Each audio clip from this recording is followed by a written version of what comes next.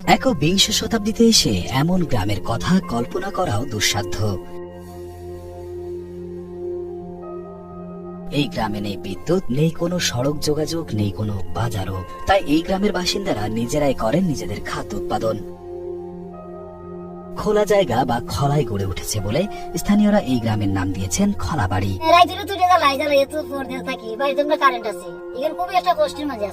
খড় ও বাঁশ দিয়ে মাটির এই ঘরে ঠাঁই মিলেছে কয়েকটি পরিবারের।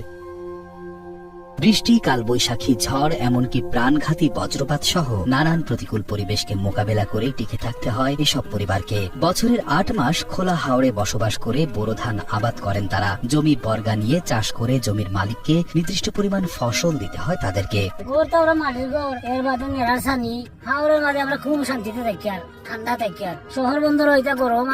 সুনামগঞ্জ সদর উপজেলার মোল্লাপাড়া ইউনিয়নের দেখার হাওড়ে এই খলা বাড়ির অবস্থান। প্রতি বছর জেলার বিভিন্ন উপজেলা থেকে হাওড়ের এই স্থানে বসতি স্থাপন করেন কয়েকটি পরিবার। বাড়ির পুরুষ সদস্যরা 8 মাস বোরো ধান রোপণ, রক্ষণাবেক্ষণ, কর্তন ও শুকানোর কাজে যুক্ত থাকেন। অন্যদিকে পরিবারের নারী সদস্যরা বাড়ির আঙিনায় শাকসবজির আবাদ, গবাদি পশু পালন, রান্নাবান্নার কাজ এবং জ্বালানি সংগ্রহ করেন। বৈশাখে নতুন ধান তুলে বাড়ি ফেরেন তারা।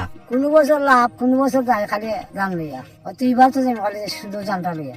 গরু আছে 3টা। খাবার জন্য চাল, শাকসবজি, এমনকি রান্নার প্রায় সকল উপকরণ নিজেরাই উৎপাদন করেন। ছোট্ট কুড়ে ঘরের পেছনে তারা আবাদ করেছেন মরিচ সহ জীবন ধারণের জন্য প্রয়োজনীয় সকল শাকসবজি। ঘরের সামনের খোলা জায়গায় ধান মাড়াই, শুকানো সহ গোলায় তোলার আগ পর্যন্ত প্রক্রিয়াজাতকরণের সকল কার্যক্রম পরিচালিত হয়।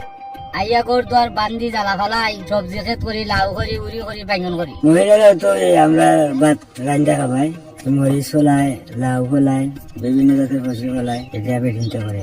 দোয়ারা বাজার উপজেলার পান্ডারগাঁও গ্রামের বাসিন্দা স্মৃতি রঞ্জন দাস কার্তিক মাসে পরিবার নিয়ে হাওড়ের এই পতিত জমিতে বাঁশ ও খড় দিয়ে মাটির ঘর বানিয়ে বসবাস করছেন।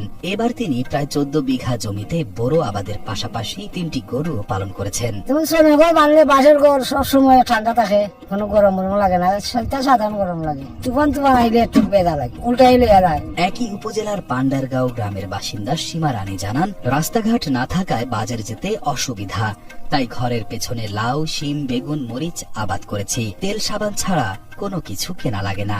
আমরা লাউ করছি, উড়ি করছি, বেগুন করছি, কাঁচা মরিচ করছি, যেগুলোই আমরা করছি, আমরা এগুলা বাজার থেকে না খাওয়া লাগে না।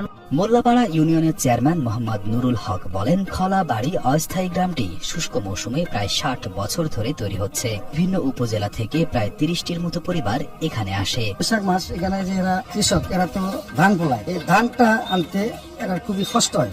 রাস্তা হইলে হয় কি আমাদের পানি সংরক্ষণ হয়, আবার আমার যাতায়াতের সুবিধা হয়।